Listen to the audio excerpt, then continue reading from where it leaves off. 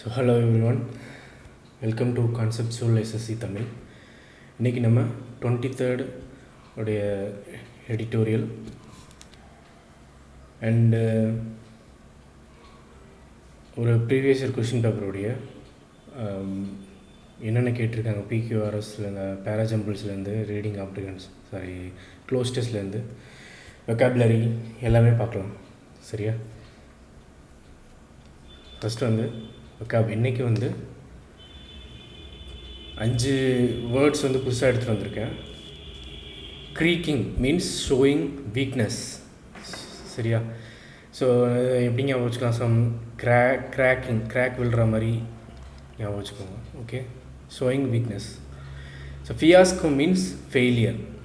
Okay, so fiasco எஃப்ஐன்னு வருது இல்லையா, அப்போ failure. Consolation means relief.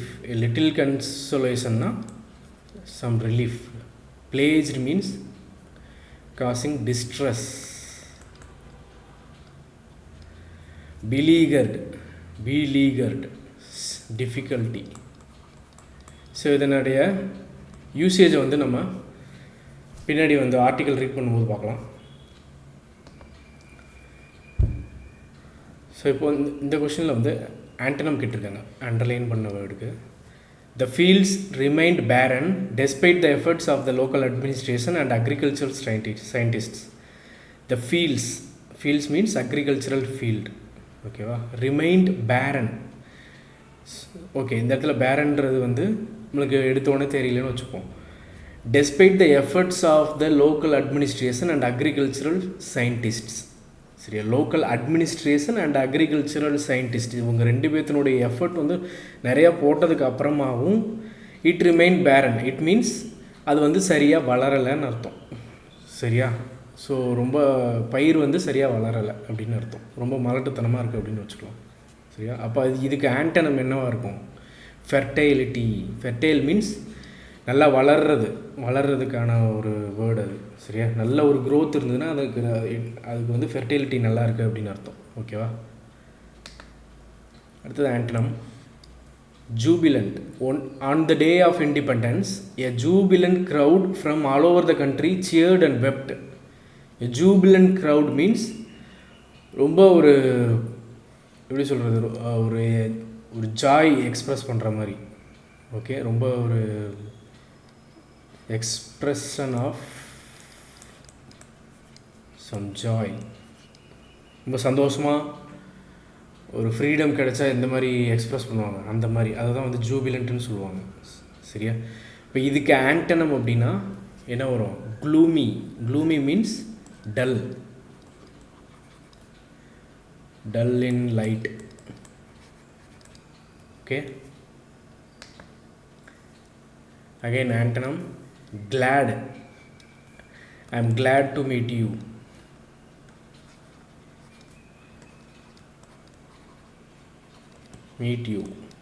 Glad means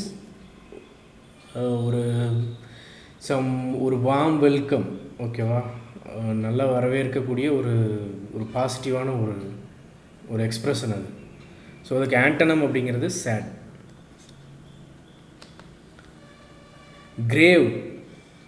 கிரேவுக்கு antonym. So grave means என்னது? இட்ஸ் எ கிரேவ் யார்டுன்னு சொல்லுவோம்ல. Grave யார்டுனா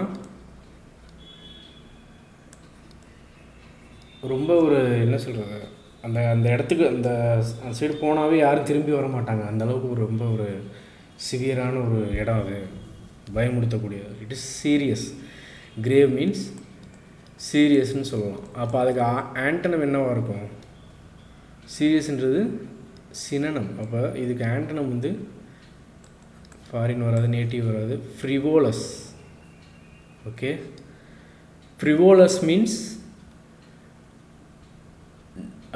not having any serious purpose or no serious purpose.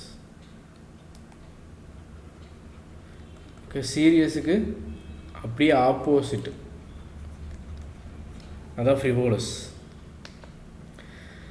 Awkward means, ஆக்வர்ட்னால் நம்ம அடிக்கடி use பண்ணுவோம்ல, awkward moment. awkward moment. Awkward moment means அந்த ஒரு particular அந்த moment வந்து கொஞ்சம் ரொம்ப ஒரு ப்ளசண்ட்டான ஒரு மொமெண்ட் கிடையாது, அன்ப்ளசண்ட்டுன்னு சொல்லுவோம். Okay, unpleasant moment.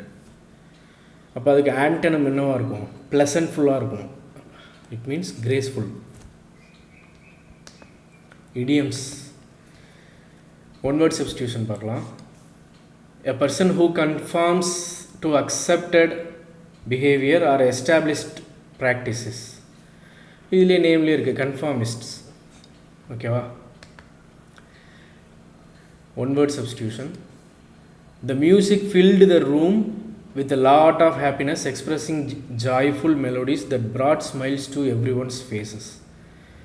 அப்போ a lot of happinessக்கு ஒன் வேர்டில் எப்படி சொல்ல முடியும்? ஜாய். ஓகேவா? Expressing a lot of happiness means expressing our joy, joyful moment. ஓகேவா? இதை எப்படி சொல்லலாம்? Joyful moment. ஸோ சர்ப்ரைஸ் வராது, எக்ஸைட்மெண்ட் வராது, ஃபியர் வராது. Again one word substitution. The constitutional right to vote. Franchise. ஃப்ரான்ச்சைஸ்ன்றது வந்து நிறைய மீனிங் இருக்குது. ஃப்ரான்ச்சைஸ்னால் பிஸ்னஸ் ஃப்ரான்ச்சைஸ்ன்னு சொல்லுவோம். ஓகே, பிஸ்னஸ் வந்து டெவலப் பண்ணுறதுக்கு வந்து பிஸ்னஸோடைய மாடல், அதனுடைய எல்லா விதமான ஆஸ்பெக்டையும் ஒரு அந்த ஓனர் வந்து கைட் பண்ணுவாங்க. பட் அதுக்கு இன்வெஸ்ட் பண்ணுறது வந்து வேற ஒருத்தவங்க இருப்பாங்க. அதை தான் வந்து ஃப்ரான்ச்சைஸ்ன்னு சொல்லுவோம். சரியா? இன்னொன்று வந்து ஒரு டெமோக்ராட்டிக் நேஷனில் ஓட்டு போடுறாங்கன்னு வைங்களேன், அது ஓட்டு போடுறத வந்து தே ஆர் எக்ஸசைசிங் தேர் ஃப்ரான்ச்சைஸ்ன்னு சொல்லுவோம். ஓட்டிங், இந்த ஓட் போடுறது இருக்கு இல்லையா, அதை வந்து எக்ஸசைசிங் தேர் ஃப்ரான்ச்சைஸ் அப்படி தான் வந்து சொல்லுவாங்க. இந்த நீங்கள் இப்போது ரீசெண்டாக நடந்த ஜென்ரல் எலெக்ஷனில் அந்த டைம்லலாம் பார்த்திங்கன்னா நிறையா வந்து சிலர் வந்து ஓட்டு போடுறதுக்கு ரொம்ப கஷ்டப்பட்டாங்க. அதுக்கப்புறமா இந்த மாதிரியான அத்தாரிட்டிஸ்லாம் வந்து ரெக்டிஃபை பண்ணதுக்கப்புறமா தே எக்ஸசைஸ் தேர் ஃப்ரான்ச்சைஸ் அப்படின்னு சொல்லி போடுவோம். இந்த ஹிந்து நியூஸ் பேப்பரில் கூட வந்திருந்தது அது மாதிரி. சரியா? ஸோ ஓட்டிங்க்கு இன்னொரு மீனிங் அப்படின்னா franchising. Bite the bullet. It means endure a painful situation. ஓகேவா? பல்ல கடிச்சிட்டு இருக்கிறது அப்படிங்க வச்சுக்கோங்க. the most appropriate idiom இந்த சிச்சுவேஷனுக்கு என்னவாக இருக்கும்? Aurangzeb, the famous Mughal ruler, found that he had caught someone more powerful than him in the form of brave Maratha Shivaji. அவுரங்கசீப்ன்றவர் அவர் ரொம்ப ஃபேமஸாக இருந்திருக்காரு. அவரை விட ரொம்ப பவர்ஃபுல்லான ஒரு பர்சனை வந்து பார்த்துருக்காரு இந்த ஃபார்ம் ஆஃப் சிவாஜின்ற ஒரு மூலமாக. ஓகேவா? ஸோ இதுக்கு என்ன வந்து பர்ஃபெக்டாக சூஸ் ஆகும்? எந்த இடியம்? பிளேசிங் த ட்ரையல் வராது, nipping the bird, changing the hands, catching the tartar, இதுதான் வரும். ஓகேவா? தன்னோட ரொம்ப பவர்ஃபுல்லாக இருக்கிறவரை கேட்ச் பண்ணுறது. ஓகேவா? One word substitution. Something which cannot be easily conquered, invincible. இன்றைக்கி வந்து ஆர்டிக்கல் டெஸ்டிங் டைம்ஸ் என்டிஏ வந்து இப்போ ரீசெண்டாக நிறைய அதனோட நேம் வந்து அடிபட்டு இருந்தது இல்லையா, நீட் இஷ்யூ. அது இல்லாமல் அதனால் என்ன ஆச்சுன்னா சென்ட்ரல் கவர்மெண்ட்டோடைய சைபர் கிரைம் ஏஜென்சி ரீசெண்டாக கண்டக்ட் பண்ணதாக இருந்த அந்த யூஜிசி நெட்டு, அந்த யூஜிசி நெட்டுக்கு கூட பேப்பர் லீக்கு இல்லைன்னா நிறைய அன்ஃபேர் ப்ராக்டிஸ் எல்லாம் நடந்திருக்குன்னு சொல்லி ஒரு சீக்ரெட்டாக அவங்களுக்கு வந்து மெசேஜ் போயிருக்கு. அதனால் அவங்க வந்து நிறைய அந்த எக்ஸாமை கேன்சல் பண்ண வேண்டியதாகிடுச்சு. ஸோ நீட் இஷ்யூ, அப்புறமா யூஜிசி நெட்டோட இந்த இஷ்யூ, இந்த மாதிரி நிறையா இருக்கிறதுனால அதனுடைய அது இப்போ ஃபேஸ் பண்ணக்கூடிய அதனுடைய டிஃபிகல்ட்டிஸ், இந்த ஃப்யூச்சரில் என்ன ஃபேஸ் பண்ணணும், அதனால் வந்து கவர்மெண்ட் ஆஃப் இந்தியாவில் இருக்கக்கூடிய ப்ராப்ளம், இந்தியன் கவர்மெண்ட்டுக்கு இருக்கக்கூடிய ப்ராப்ளம், இதை பற்றி தான் வந்து போட்டிருக்காங்க. இது ஒரு நல்ல ஆர்டிக்கல். சரியா? சரி, ரீட் பண்ணுங்கள் பார்ப்போம்.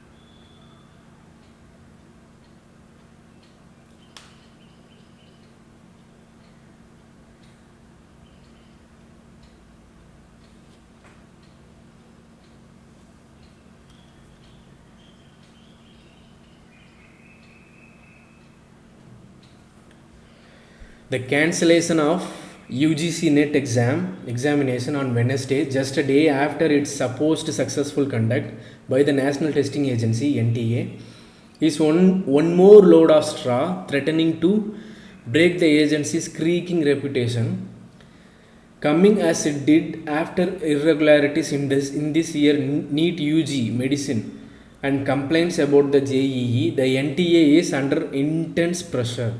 என்ன சொல்கிறாங்கன்னா, cancellation of UGC NET exam, UGC NET எக்ஸாமை கேன்சல் பண்ணது.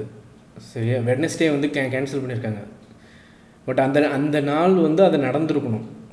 ஓகேவா? வெட்னஸ்டே அந்த டெஸ்ட்டு எக்ஸாம் இருந்திருக்கு, அன்றைக்கி அது நடந்திருக்கணும். ஆனால் அதுக்கு முந்தின நாளோ என்னமோ கேன்சல் பண்ணியிருக்காங்க.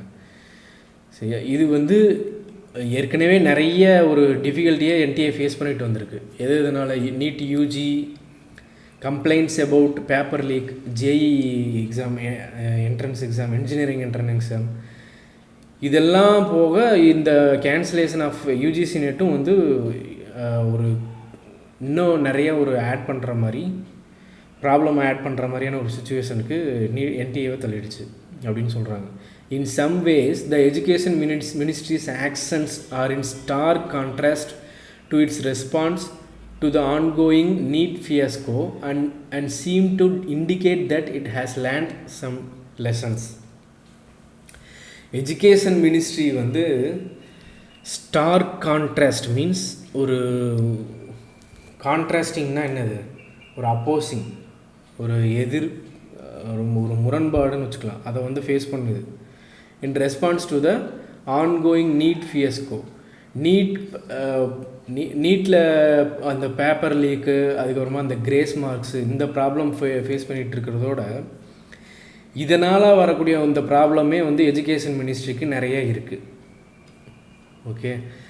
அண்டு அதனால் என்னாச்சு, இப்போ யூஜிசி நெட்டுக்கு வந்து ஒரு அலர்ட் கொடுத்துருக்காங்க. என்ன கொடுத்துருக்காங்க? அந்த மாதிரி வந்து சைபர் கிரைம்லேருந்து கொஷின் பேப்பர் லீக்கு, இந்த மாதிரி நிறைய ப்ராப்ளம்லாம் அதில் இருக்குது அப்படின்னு சொல்லி சைபர் கிரைமுக்கு எஜுகேஷன் மினிஸ்ட்ரியிலேருந்து அலர்ட் கொடுத்துருக்காங்க. ஸோ ஏற்கனவே வந்து நீட்லேருந்து நிறைய ப்ராப்ளம் ஃபேஸ் பண்ணிகிட்ருக்கோம். அதனால் அதை வச்சு அவங்க வந்து லேர்ன் பண்ணிட்டாங்க. It and seem to indicate it has learnt something அப்படின்னு சொல்கிறாங்க. Learnt some lessons. நீட் யூஜியோடைய ப்ராப்ளம்லேருந்து அவங்க லேர்ன் பண்ணிட்டாங்க அப்படின்றது தெளிவாக தெரியுதுன்றாங்க. It took சுயோமோட்டோ action. அப்படின்னா சுயோமோட்டோ மீன்ஸ் அந்த கோர்ட்டில் வந்து அதிகமாக யூஸ் பண்ணக்கூடிய வேர்டு அது. சுயோமோட்டோ மீன்ஸ் யாருமே வந்து ஒரு கம்ப்ளைண்ட்டோ இல்லை ஒரு கேஸோ ஃபைல் பண்ணல அப்படின்னா கோர்ட்டே தானாக முன் வந்து அதை வந்து விசாரிக்கும். அதை தான் வந்து சுயோமோட்டோ அப்படின்னு சொல்லுவாங்க. On the basis of home ministry's cyber crime teams inputs even without any formal complaints from candidates. சரியா? it took suo action on the basis. சரி, அதான் தானாகவே முன் வந்து எடுத்துக்கிச்சு. யார்? Education ministry. ஓகே, எஜுகேஷன் மினிஸ்ட்ரியை தான் இங்கே வந்து சொல்கிறாங்க.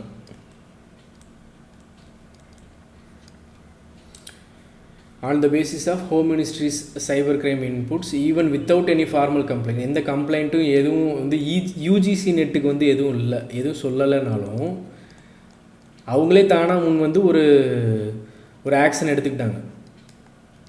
சரியா? சைபர் கிரைம் சொன்னதுலேருந்து. பட் நீட்டுக்கும் unlike in the NEET case where it has dragged its feet through committees and court cases, despite multiple allegations and police complaints of paper leaks. நீட்டுக்கு வந்து என்ன பண்ணியிருக்காங்க, இட் ஹேஸ் ட்ராக்ட் இட்ஸ் ஃபீட்னா அதுலேருந்து பின்வாங்கிட்டாங்கன்னு அர்த்தம். சரியா, அதில் நிறைய கம்ப்ளைண்ட்லாம் கொடுத்துருந்த டெஸ்பைட் மல்டிபிள் அலிகேஷன்ஸ் கொடுத்துருக்காங்க, கம்ப்ளைண்ட் கொடுத்துருந்தாங்க. இவ்வளோ கொடுத்துருந்தாலும் அதுலேருந்து அவங்க பின்வாங்கிட்டாங்க, அதை சரியாக வந்து ரெஸ்பாண்ட் பண்ணலை அப்படின்னு அர்த்தம். ஆனால் யூஜிசி நெட்டுக்கு மட்டும் சியோமோட்டோ ஆக்ஷன் தானாக முன் வந்து அதுக்கான ஆக்ஷன் எடுத்திருக்காங்க அப்படின்னு சொல்கிறாங்க. ஓகேவா. The ministry immediately cancelled the UGC net and promised fresh examination. It has asked the CBI to probe the case while not heeding the persistent demand of NEET aspirants for a similar probe. Okay, the ministry, education ministry வந்து immediately cancel பண்ணிட்டாங்க. It has asked the CBI to probe, CBI வச்சு விசாரிக்க சொல்லியிருக்காங்க. While not heeding means not paying any attention. Heed means pay attention. சரியா, not heeding na not paying any attention. The persistent demand of NEET aspirants ஓட டிமாண்டுக்கு எந்த அட்டென்ஷனும் கொடுக்க மாட்டாங்க. ஆனால் இதுக்கு யூஜிசி நெட்டுக்கு ஆக்ஷன் எடுத்துட்டாங்க அப்படின்னு சொல்கிறாங்க. However, for the over 9 lakh UGC net candidates who studied for months and then traveled long distances to their examination centers, some taking loans to cover their costs, this is little consolations. இருந்தாலும் கிட்டத்தட்ட 9 lakh UGC candidates இருக்காங்க. அவங்க வந்து ரொம்ப long டிஸ்டன்ஸ்லேருந்து travel பண்ணி வராங்க exam எழுதுறதுக்கு. சரியா, நிறைய பேர் லோன்லாம் எடுத்திருக்காங்க.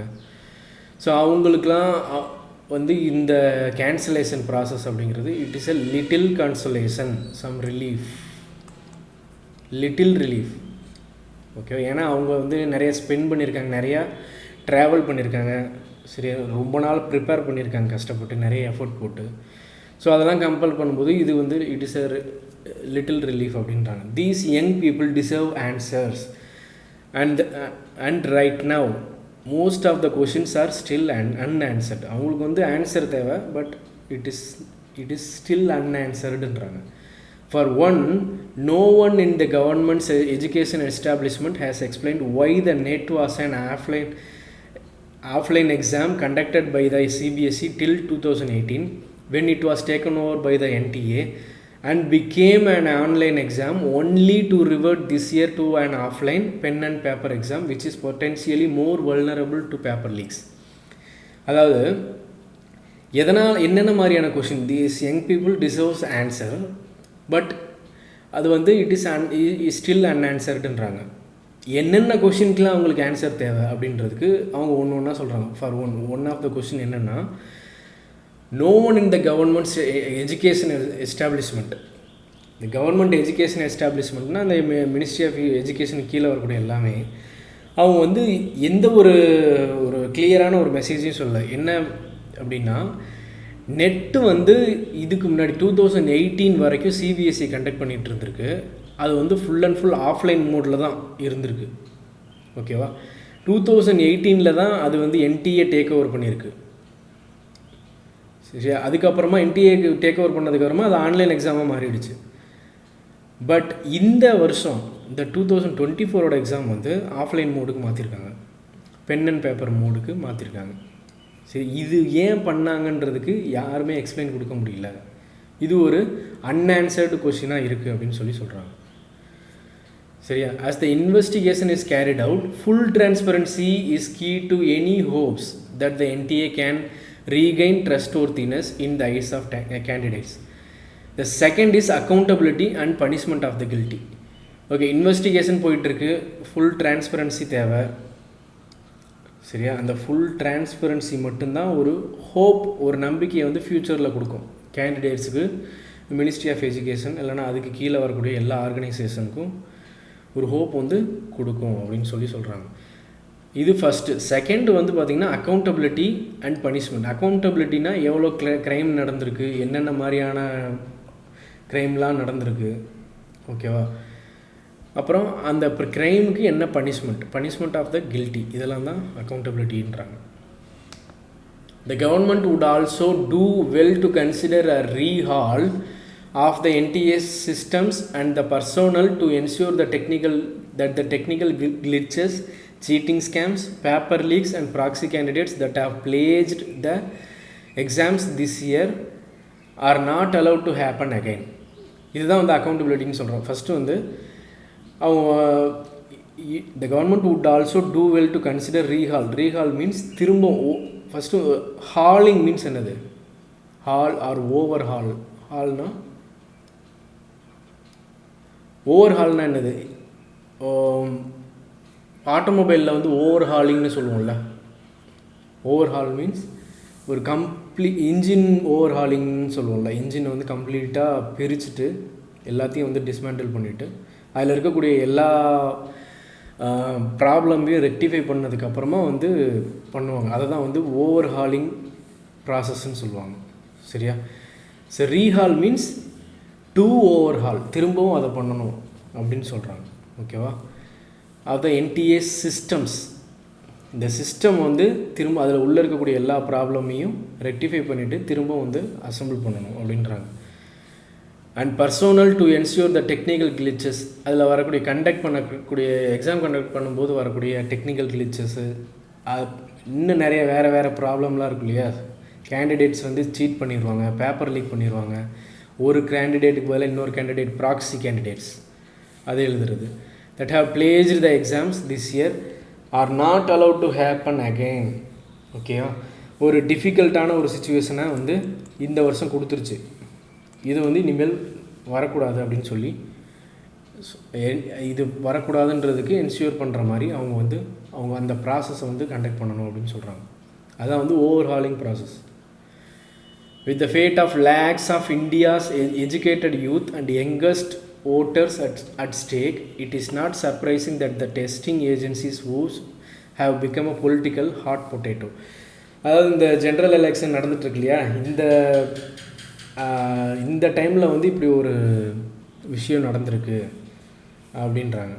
ஸோ அதை வந்து எப்படி கனெக்ட் பண்ணுறாங்கன்னு பாருங்கள். With the fate of lakhs of India's educated youth and youngest voters at stake.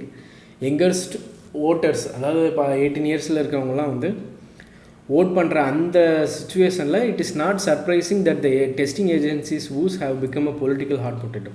அந்த டைமில் வந்து இப்படி ஒரு ஸ்கேம் இருக்கு இல்லையா, NTA ப்ராப்ளம், NTA இப்படி ஒரு விஷயத்தில் போய் லாக் ஆகிடுது இல்லையா, இதை வந்து பொலிட்டிக்கல் கெயின்காக பொலிட்டிக்கல் சப்ஜெக்டாக நிறைய பேர் வந்து யூஸ் பண்ணிட்டாங்க அப்படின்னு சொல்கிறாங்க. Some opposition leaders have demanded that the NTA be dismantled and the responsibility for the entrance exams be handed over to the states instead. சில வந்து நார்மலாகவே ஒரு ரூலிங் பார்ட்டிலேருந்து ஏதாவது ஒரு ப்ராப்ளம் அவங்களுடைய கவர்மெண்ட் ஆர்கனைசேஷன்லேருந்து நடந்ததுன்னா அந்த ஆர்கனைசேஷன் வந்து ரொம்ப அட்டாக் பண்ணி அப்போசிஷன் லீடர்ஸ்லாம் பேசுவாங்க. இந்த டைமும் அதே தான் நடந்திருக்கு. எஸ்பெஷலி நீட்டோடைய UG எக்ஸாம் அப்படிங்கிறது வந்து கிட்டத்தட்ட அது வந்ததுலேருந்தே ரொம்ப காலமாக அதை வந்து எதிர்த்துட்ருக்காங்க. ஸோ NTA எக்ஸாம் கண்டக்டிங் ப்ராசஸ்லேயும் இப்படி ஒரு ப்ராப்ளம் இருக்குதுன்னு தெரிஞ்சோடனே எப்படி சும்மா விடுவாங்க? ஸோ அதனால தான் வந்து அவங்க டிஸ்மேண்டில் பண்ணணும் அப்படின்லாம் சொல்லி ரொம்ப நாளாக இதை வந்து அப்போஸ் பண்ணிகிட்ருக்காங்க. நிறையா இடத்துல ப்ரொட்டஸ்ட்லாம் கூட நடந்திருக்கு. இந்த டைம் வந்து தமிழ்நாட்டில் மட்டும் இல்லை, ஆல் ஓவர் இந்தியாவிலேயே வந்து அது நடந்திருக்கு. சரியா? அது இல்லாமல் அது வந்து அந்த எக்ஸாமினேஷன் கண்டக்டிங் ஏஜென்சியை வந்து சென்ட்ரலைஸ்டாக வச்சுக்காமல் எல்லாத்தையும் வந்து ஸ்டேட்டுக்கு கொடுக்கணும் அப்படின்னு சொல்கிறாங்க. But this may will curb the union government centralising tendencies leading to examinations of enormous scale that are harder to manage in a far flung nation. அப்படின்னா ஃபார் ஃப்ளங்னா வைட் ஸ்ப்ரெட் அப்படின்னு வச்சுக்கலாம். ஓகே. ஸோ இந்த மாதிரி வந்து ஸ்டேட்டுக்கு கொடுக்குற மாதிரியான சுச்சுவேஷனுக்கு எல்லாரும் வந்து ப்ரப்போஸ் பண்ணாங்கன்னா இது என்ன ஆகுனா, யூனியன் கவர்மெண்ட்டோடைய சென்ட்ரலைசிங் டெண்டன்சிஸ், எல்லாத்தையும் சென்ட்ரலைஸ் பண்ணணும் அப்படின்ற அந்த ட்ரீம் இருக்கு இல்லையா, அது வந்து போயிடும். சரியா? அப்படின்றாங்க. However some all India examinations will always remain. ஆமாம், கண்டிப்பாக ஏதோ ஒரு வகையில் வந்து ஆல் இந்தியா எய்ம்ஸ்லாம் இப்போ வந்து நீட்டுக்கு முன்னாடி எய்ம்ட்டுன்னு ஒன்று இருந்தது. ஓகேவா? இது மெடிக்கல் எக்ஸாம் தான். எய்ம்ட்டா என்ன சரியான ஒரு அப்ரிவேஷன் தெரில, இப்படி ஒன்று இருந்தது. நான் கூட எழுதியிருக்கேன். சரியா? இது ஆல் இந்தியா எக்ஸாமாக தான் இருந்தது நீட்டுக்கு முன்னாடி. அதுக்கு நீட் வந்ததுக்கப்புறமா தான் ஆல் இந்தியா லெவலில் ஒன்றே இருக்கணும்னு சொல்லிட்டு விட்டுட்டாங்க. ஸோ இல்லை ஜேஇ இருக்கும், ஜேஇ அட்வான்ஸ்டு மெயின்ஸ் நிறையா இருக்கும்.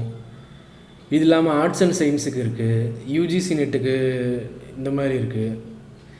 இது மாதிரி there is always an exam all over India base பண்ணி ஏதோ ஒரு எக்ஸாம் இருந்துக்கிட்டே தான் இருக்கும். ஓகேவா? ஸோ அதனால் எல்லாத்தையும் ஸ்டேட்டுக்கு கொடுக்க முடியாது அப்படின்றாங்க. கண்டிப்பாக கொடுக்க முடியாது தான். ஏதோ ஒரு வகையில் சென்ட்ரல் கவர்மெண்ட்டுக்குன்னு சொல்லி ஏதோ ஒரு எக்ஸாம் இருந்துகிட்டு தான் இருக்கும். சென்ட்ரல் கவர்மெண்ட்டோடைய யூனிவர்சிட்டிக்கு கேண்டிடேட்ஸை ஓப்பன் பண்ணுறாங்க அப்படின்னா அதுக்குமே கூட ஆல் இந்தியா லெவலில் என்ட்ரன்ஸ் எக்ஸாம் வச்சா தான் முடியும். ஸோ அதெல்லாம் ஸ்டேட்டுக்கு கொடுக்க முடியுமா அப்படின்னா முடியாது. அப்போ என்ன பண்ணணும் அப்படின்னா the need is for the states to join the center in recovering the integrity of beleaguered examination system. ஓகேவா? ஸ்டேட் சென்டரோட ஜாயின் பண்ணி தான் இந்த மாதிரியான ஒரு எக்ஸாம், ரொம்ப ஒரு ஹார்டான ஒரு டிஃபிகல்ட்டான ஒரு எக்ஸாமினேஷன் சுச்சுவேஷனை ஃபேஸ் பண்ணணும் அப்படின்றாங்க. சரியா? ஃபுல்லாக ஸ்டேட்டுக்கு கொடுக்க முடியாது. But state should join the centre, join பண்ணி தான் இந்த மாதிரியான எக்ஸாம் ப்ராசஸை கண்டக்ட் பண்ணணும் அப்படின்னு சொல்கிறாங்க. ஸோ இது ஸ்டேட் சென்டருக்கு ஜாயின் பண்ணுறதுனால நிறையா பெனிஃபிட்ஸ் இருக்குது. சரியா? எக்ஸாமினேஷன் சென்டர் அலோகேட் பண்ணுறதுலேருந்து எல்லாமே அதுவே பார்த்துக்கும். ஓகேவா? ஸோ இதான் இன்றைக்கி எடிட்டோரியலில் பார்த்துருக்கோம். ஸோ இது ரொம்ப ஒரு இம்பார்ட்டண்டான ஒரு ஆன்கோயிங் இஷ்யூ இது. சரியா? Next close test. ஸோ இதுக்கு முன்னாடி க்ளோஸ் டெஸ்ட்லாம் ஃபில் இன் த பிளாங்க், ஒரு பிளாங்க் கொடுப்பாங்க, அதை நம்ம ஃபில் பண்ணுற மாதிரி இருக்கும். பட் இந்த க்ளோஸ் டெஸ்ட்டுன்றது இட் இஸ் ஆல்மோஸ்ட் இதுவும் ஒரு ரீடிங் கம்ப்ரிஹென்ஷன் மாதிரி தான். சரியா? ரீட் பண்ணிவிட்டு அதுலேருந்து கொஷின் கேட்பாங்க. ஓகேவா? அது அதனுடைய கண்டெக்ஸ்ட்டை பேஸ் பண்ணியிருக்கும். ஸோ கிட்டத்தட்ட இது ஒரு ரீடிங் ஆர்சி தான். இது ப்ரிலிம்ஸ் லெவலில் கேட்ட ஆர் டயர் 1 கேட்ட ஒரு ஆர்சி. ஓகேவா? இதுதான் க்ளோஸ் டெஸ்ட்னு சொல்கிறோம். But it is RC. So இன்றைக்கி என்ன கொடுத்துருக்காங்க? Such examples of commercial success of innovation, drive, vision, determination, adaptability and adventure are anchored in the basic Indian openness to and talent for acquiring material wealth. சரியா? Such examples, சில example, அது என்ன மாதிரியான எக்ஸாம்பிள்னாலும் பின்னாடி பேசுவாங்க. அது எதுக்கெலாம் அந்த எக்ஸாம்பிள் யூஸ் ஆகுது அப்படின்னா commercial success, new innovation, drive, vision, determination, adaptability, adventure, இது எல்லாத்துக்குமே இருக்குது. இது எல்லாமே என்னென்னா basic Indian openness to and talent for acquiring the material wealth. இதெல்லாம் இந்தியன் பேசிக்காக நம்ம இந்தியன் சொசைட்டியில் இதை எதுக்கு யூஸ் பண்ணுவோம்? மெட்டீரியல் வெல்த்துக்கு, பணம் சம்பாதிக்கிறதுக்காக யூஸ் பண்ணுவோம், டேலண்ட்டை வெளிக்காட்டுறதுக்காக யூஸ் பண்ணுவோம். சரியா? For every success story, there are, of course, dozens of failures. Traditional Indian films have their strengths, but also their weaknesses. And of those, perhaps the most debilitating are a lack of teamwork and a weakness for quick profit. For success, there are, of course, dozens of failures. நிறைய சக்ஸஸ்னாவே நிறைய ஃபெயிலியரை தாண்டி தான் வந்திருக்கணும். Traditional Indian films அதுக்கு ஸ்ட்ரென்த்ஸும் இருந்திருக்கு, வீக்னஸும் இருந்திருக்கு. அதில் weakness என்னென்னவா இருந்திருக்கு அப்படின்னா அண்ட் ஆஃப் தீஸ் பர்ஹாப்ஸ் அப்படின்னா வீக்னஸ் பற்றி பேசுகிறாங்க.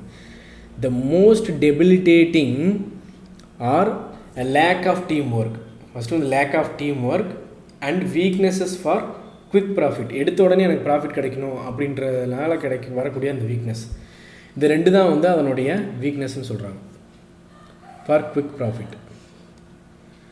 These reflect ingrained ways of thinking and planning, as does the distrust of anyone outside the family, which inhibits the adoption of modern practices of management.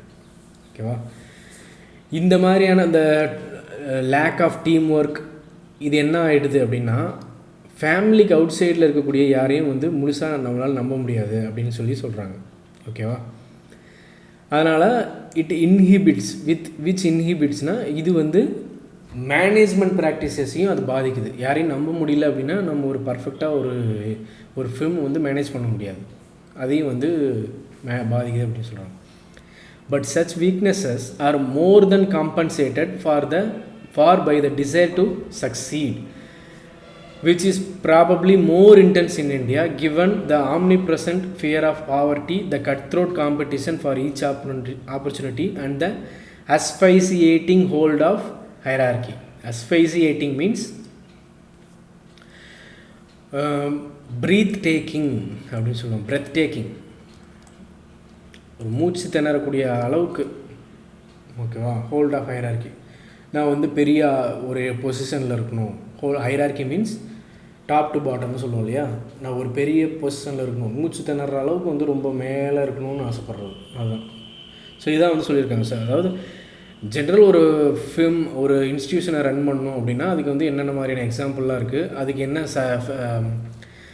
Weakness, strengths and weakness சொல்லியிருக்காங்க. அந்த weakness இருக்கிறதுனால என்னென்ன மாதிரியான ஃபீல்டெலாம் அது affect ஆகும், அந்த ஃபிர்மை run பண்ணுறதுக்கு என்னென்ன டிஃபிகல்ட்டிலாம் இருக்குது, பட் அது வந்து எப்படி காம்பன்சேட் பண்ணுது, சரியா. Desire and are more than compensated by, எப்படி காம்பன்சேட் பண்ணுறாங்க அப்படின்றாங்க, எதை வச்சு காம்பன்சேட் பண்ணுறாங்க.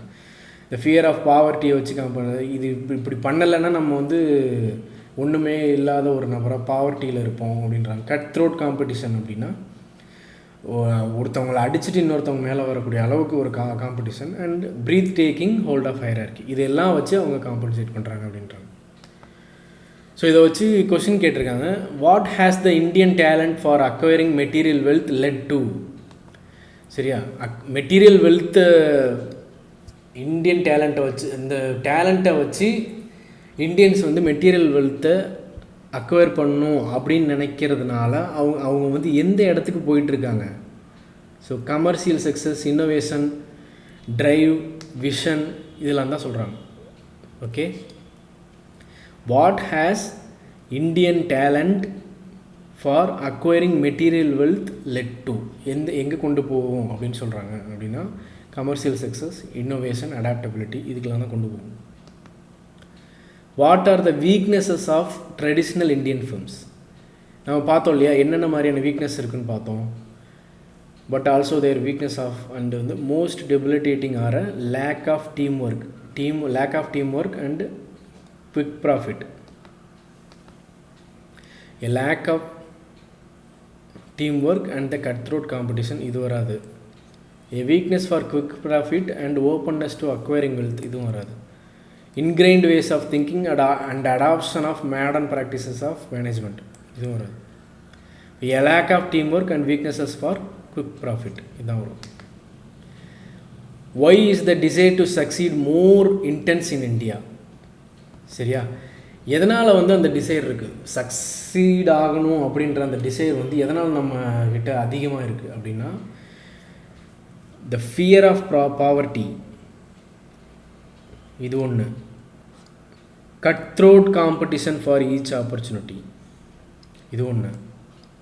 அப்புறம் breath taking hold of hierarchy, சரியா. நம்ம வந்து மேல் இடத்துக்கு போயே ஆகணும் அப்படின்ற அந்த ஒரு தாட் ப்ராசஸ் இருக்கு இல்லையா, அதுவும் அதுக்கு ரீசன் அப்படின்னு சொல்கிறாங்க.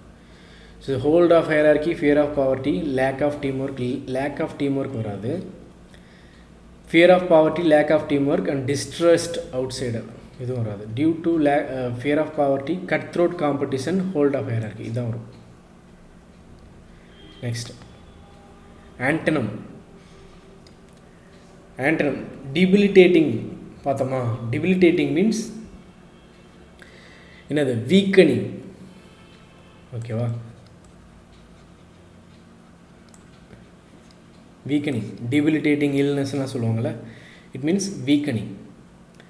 ஸோ அண்டர்மைனிங், என்ஃபீப்ளிங், கிரிப்ளிங்லாம் வராது. இதுக்கு வந்து பர்ஃபெக்டான ஆப்ஷன்னா invigorating. Vigour means strengthening, okay.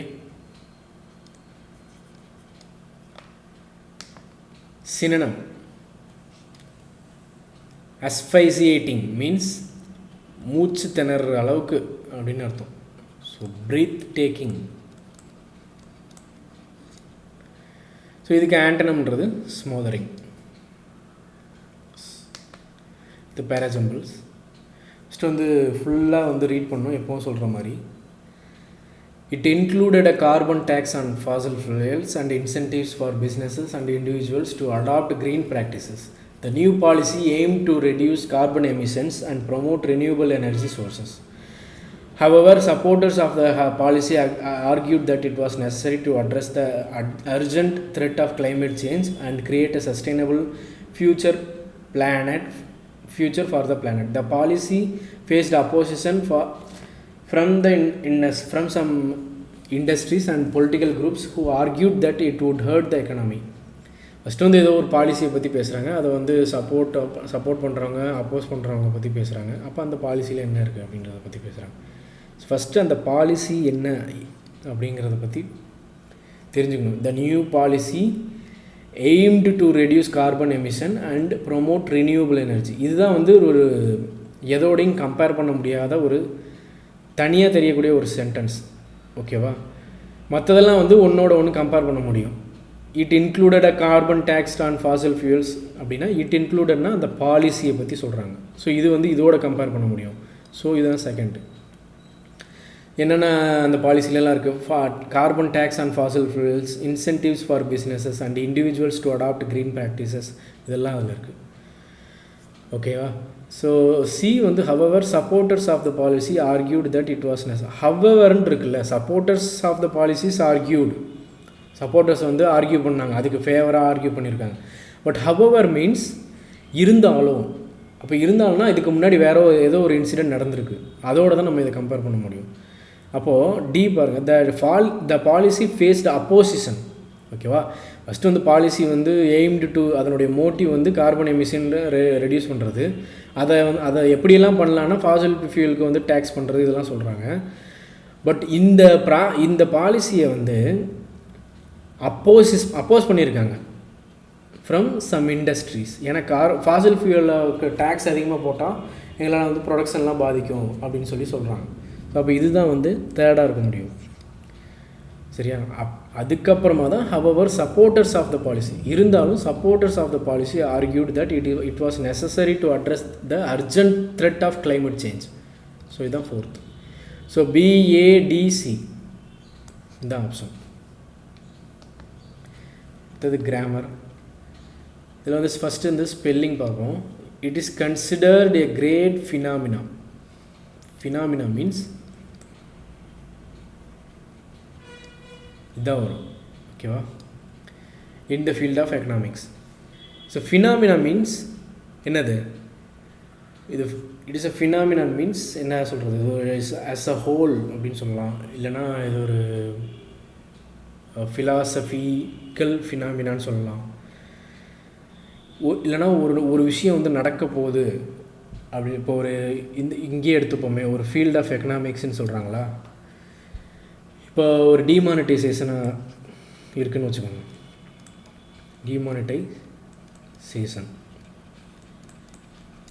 இப்போ இதனுடைய கான்சிக்வன்சஸ், இதனால் என்னென்னலாம் நடக்கும், பின்விளைவுகள் இருக்கு இல்லையா? இந்த கான்சிக்வன்சஸ்லாம் ஒரு 2 வருஷத்துக்கு அப்புறமா என்ன நடக்கும், இல்லை ஜிஎஸ்டி இம்ப்ளிமெண்ட் பண்ணுறதுனால ஃபேக்ட்ரிஸ்லாம் என்ன மாதிரிலாம் பாதிக்கப்படுவாங்க, இதனால் வந்து ப்ரொடக்ஷன் எப்படி சஃபர் ஆகும், ப்ரொடக்ஷன்லாம் சஃபர் ஆகிறதுனால பேசிக் அந்த ஃபுட் ப்ரைஸஸ், அந்த பேசிக் நீட்ஸ் இருக்கு இல்லையா, அதனுடைய ப்ரைஸஸ்லாம் வந்து எந்த அளவுக்கு இன்க்ரீஸ் ஆகும், எக்கனாமியோட க்ரோத் எந்த அளவுக்கு அஃபெக்ட் ஆகும், இதை பற்றிலாம் முன்கூட்டியே ப்ரிடிக்ட் பண்ணுறாங்க இல்லையா. ப்ரிடிக்ட் பண்ணி ஒரு செட் ஆஃப் ஒரு ரிசர்ச் மாதிரி வைப்பாங்க, ஒரு டாக்குமெண்ட்டாக ரெடி பண்ணி மாதிரி வைப்பாங்க. அதை தான் வந்து ஃபினாமினான்னு சொல்லுவாங்க. இது ஒன் ஆஃப் த எக்ஸ்ப்ளனேஷன் தான், அது மட்டும் எக்ஸ்ப்ளனேஷன் கிடையாது. சரியா? இப்போ ஒரு தியரியை இதுதான் நடக்க போகும் அப்படின்னு சொல்லி ஒரு ஃப்யூச்சரில் நடக்க போகிறத வந்து ஒரு அப்படியே அப்சல்யூட்டாக ரியாலிட்டியில் வந்து வைக்கிறது, இதுதான் நடக்க போகும் அப்படின்னு சொல்லி வைக்கிறது, அதை வந்து தியரிட்டிக்கலாக வைக்கணும். சரியா? ப்ரிடிக்ஷனை வந்து தியரிட்டிக்கலாக வைக்கணும். அப்படி வச்சா அதுக்கு பேர் வந்து ஃபினாமினா. ஓகே, இதுக்கு வந்து நிறைய எக்ஸாம்பிள்ஸ் இருக்குது, நிறைய வந்து டெஃபினேஷன் ஃபினாமினான்றதுக்கு நிறைய டெஃபினேஷன்ஸ் இருக்குது. சில இடத்துல வந்து அது வந்து it is a remarkable or outstanding person or something, remarkable thing or remarkable person, அந்த மாதிரியான ஒரு மீனிங்லேயும் எடுத்துக்கலாம். ஸோ இந்த ஃபீல்ட் ஆஃப் எக்கனாமிக்ஸ்ன்னு சொல்லும் பொழுது இது இந்த ரெண்டு மீனிங்லேயுமே நீங்கள் எடுத்துக்க முடியும். சரியா? ஸோ அப்ராப்ரியேட் ஆப்ஷன் என்ன வரும் அண்டர்லைன் பண்ணதுக்கு? I don't think he can dance as well as எலேனா, as well as வரும். எலேனா அளவுக்கு அவங்களால டான்ஸ் பண்ண முடியாது அப்படின்னு அர்த்தம். It is raining a lot in April and May but the summer is very dry. So யூஸ்வலாக இது நடக்கக்கூடிய ஒரு ப்ராசஸ். ஓகேவா? ஒவ்வொரு வருஷமும் ஏப்ரல் மேல வந்து இது நடக்கும். சரியா? அப்போ யூஸ்வலாக நடக்கக்கூடியது அது டெய்லியோ மந்த்லி இயர்லி வீக்லி எப்படி இருந்தாலும் யூஸ்வலாக நடக்கிறத வந்து சிம்பிள் ப்ரெசண்டில் தான் நம்ம சொல்லுவோம். Okay, so it rains a lot. So bracketed இந்த பார்ட்டை வந்து இம்ப்ரூவ் பண்ணணும், sentence improvement. No sooner did he shouted then the thieves ran away leaving all the jewellery on the table. சரியா? அவங்க சவுட் பண்ண கத்துனதுக்கு அடுத்த செகண்டே கத்துன உடனே அவங்க வந்து தீவ்ஸ்லாம் வந்து ஜுவல்லரிலாம் கீழே போட்டு அப்படி போயிட்டாங்க அப்படின்னு சொல்கிறாங்க, டேபிளில் வச்சுட்டு போயிட்டாங்க. So no sooner did he, no sooner did, no சூனருக்கு முன்னாடி வந்து டிட் ஷி சப்ஜெக்ட் வந்ததுன்னா அங்கே இருக்கக்கூடிய வேர்ப் வந்து V1 தான் வரணும். ஓகேவா? இது ரொம்ப ரொம்ப முக்கியம். So no sooner did she shout, இது வந்து ஒரு ரூல். ஓகே, கிராமரில் அது வந்து எந்த செக்மெண்ட்டில் வந்து கிராமர் எரர் இருக்குன்னு பார்க்கணும். when Mayank came I shall go with him to the circus. அது ஃப்யூச்சரில் நடக்க போகிறது பற்றி பேசுது, அவன் கண்டிப்பாக வருவான்.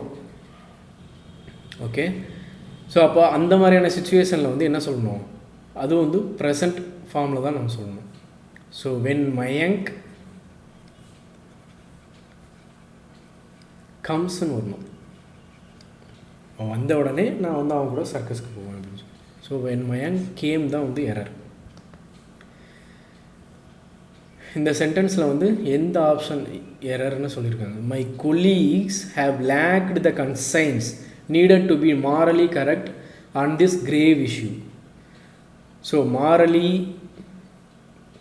ஓகே, ஸ்பெல்லிங்கு தான் சொல்லியிருக்காங்க. ஓகேவா? அப்போ கொலீக் தான் ஸ்பெல்லிங் வந்து தப்பாக இருக்குது. ஸோ அதான் வந்து எரர். கொலீக்கு வந்து ஸ்பெல்லிங் என்ன வரும்? EAGUE. கொலீக் மீன்ஸ் கோவொர்க்கர், கூட ஒர்க் பண்ணுறவங்க, அதான் வந்து கொலீக்னு சொல்லுவாங்க. ஆக்டிவ் வாய்ஸில் மாற்றோம். Yes, a play is being staged by our group this evening. Is being staged அப்படின்னா ப்ரெசண்ட் கண்டினியூஸ். அப்போ ஆப்ஷனும் அதே ப்ரெசண்ட் கண்டினியூஸில் தான் இருக்கணும், ஏன்னா வாய்ஸஸில் டென்ஸ் வந்து சேஞ்ச் ஆகாது. Our group is staging a play this evening, இதுதான் வரும். அவர் குரூப் ஸ்டேஜஸ் வராது, ஸ்டேஜ்டு வராது, a play staged by our group வராது. So is being staged means is staging a play this evening. Okay, present கண்டினியூஸ்னால் இதுவும் present கண்டினியூஸில் தான் வரணும். Next வந்து ஆக்டிவ் வாய்ஸில் மாற்றணும். Mathematical problems are never solved daily by him. Daily நடக்கிறத பற்றி பேசுகிறாங்க இல்லையா? சரியா? அப்போ வந்து வேர்பில் வந்து வேர்ப் ப்ளஸ் எஸ்ஆர்இஎஸ் இதுதான் வந்து யூஸ்வலாக டெய்லி நடக்கிறது. நம்ம ஏற்கனவே பார்த்தோம். டெய்லி நடக்கிறதுக்கு வேர்ப் வந்து வேர்போட இதை தான் எஸ்ஆர்இஎஸ் சேர்த்து தான் நம்ம சொல்லுவோம். So he never solves mathematical problem daily. So இந்த இடத்துல வேர்ப் வந்து சால்வ் தான். அப்போ இது சால்வ்டுன்னு இருக்குது, பட் டெய்லி யூஸ்வலாக டெய்லி நடக்கக்கூடிய டெய்லி ரொட்டீனை பற்றி பேசுகிறாங்க. So solves. Okay, he never solves mathematical problem daily. So அவ்வளோதான் இன்றைக்கி வந்து 23rd எடிட்டோரியல் அப்புறம் ஒரு கொஷின் பேப்பர் வந்து பார்த்தோம். ஸோ டெய்லி வந்து இந்த செஷன் இருக்கும், கண்டிப்பாக சப்ஸ்கிரைப் பண்ணி வச்சுக்கோங்க. இது கண்டிப்பாக உங்களுக்கு வந்து யூஸ்ஃபுல்லான ஒரு செஷனாக இருக்கும். கொஷின் எப்படி வந்து அட்டன் பண்ணுறது டயர் 1க்கு, அப்புறம் போக போக டயர் 2க்கும் எப்படி அட்டன் பண்ணுறது முதற்கொண்டு, இதில் வந்து ஆப்ஷன் எலிமினேஷனோட இல்லை வேறு என்னென்ன மாதிரியான ஒரு ஸ்மார்ட் அப்ரோச்லாம் இருக்கோ அதை பற்றிலாம் இதில் டிஸ்கஸ் பண்ணுவோம். ஸோ இது இந்த செஷன் பார்க்குறதுன்றது கண்டிப்பாக உங்களுக்கு யூஸ்ஃபுல்லாக தான் இருக்கும். Okay, thank you very much.